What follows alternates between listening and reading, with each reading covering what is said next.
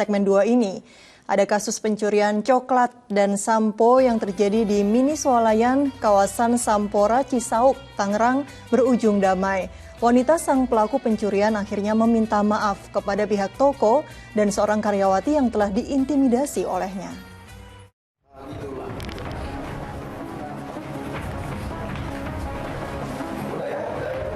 Didampingi kuasa hukum serta anaknya, terlapor kasus pencurian coklat dan sampo di Mini Swalayan, kawasan Sampora, Cisauk, mendatangi Mapolres Tangerang Selatan guna bertemu pihak toko sebagai pelapor.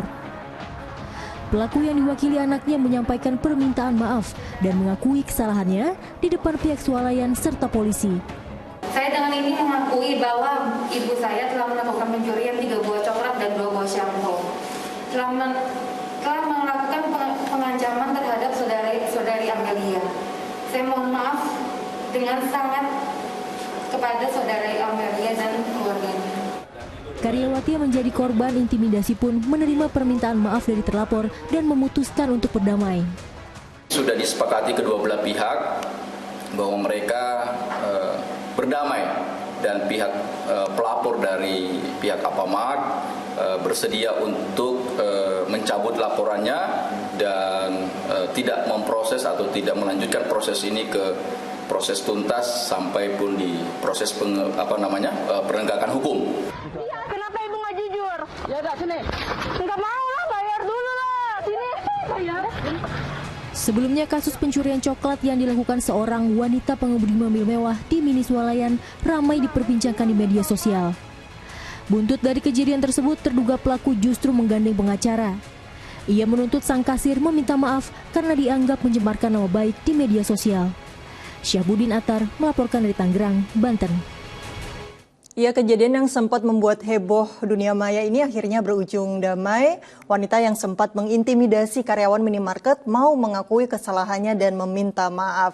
Ustadz Erik, bagaimana melihat kasus ini? Seseorang bersalah mencuri di minimarket malah berbalik mengintimidasi karyawan yang sejatinya telah menjaga barang dagangannya.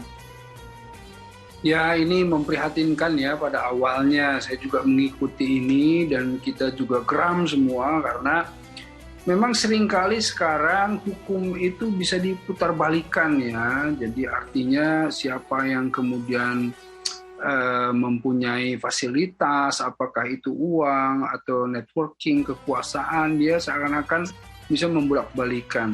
Sesungguhnya yang namanya hak atau yang namanya kebenaran yang sebenar-benarnya itu hanya milik Allah. Karenanya terus mohon sama Allah agar diberikan keadilan ya, agar diberikan kebenaran, ditampakkan yang benar, benar-benar hak-hakon ya. Kemudian kalau yang batil ya betul-betul batil gitu. Kita memohon kepada Allah selalu. Nah, di sini alhamdulillah ya, dengan support karena diviralkan juga gitu ya, support kepada ya pihak staf karyawati yang kemudian diintimidasi itu akhirnya bisa berbalik ya.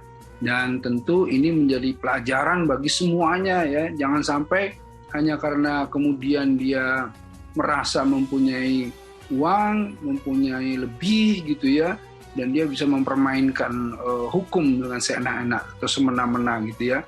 Ini pelajaran buat kita semua dan ini harus menjadi salah satu ibroh, contoh pelajaran yang jangan sampai terjadi lagi dimanapun ya di Indonesia ini, insya Allah.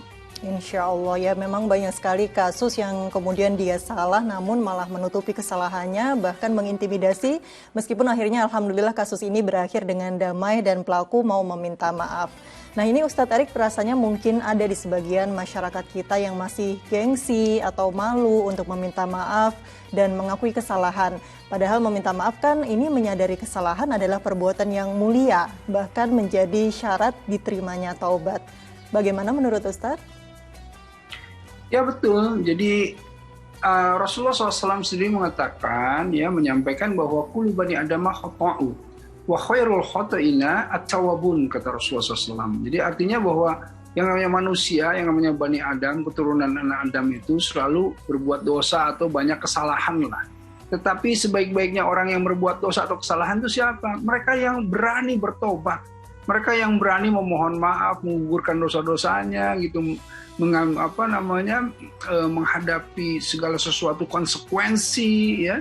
itu mereka itu ya. Jadi jangan sampai berbuat tapi tidak berani bertanggung jawab gitu. Nah, jadi jangan sampai seperti itu. Kita harus contohnya nih, ibu ini juga sudah bagus ya, walaupun di awalnya ibu ini melampaui batas ya, melakukan hal-hal yang buruk gitu, tapi akhirnya meminta maaf. Dan semoga meminta maafnya bukan karena tekanan hukum, tetapi karena muncul kesadaran, empati, kemanusiaan, agar supaya tidak lagi terjadi hal-hal yang sama di kedepannya gitu. Karena kalau manusia sudah kemudian sadar, ya insya Allah dia itu tidak akan menyukai yang namanya keburukan atau kemaksiatan.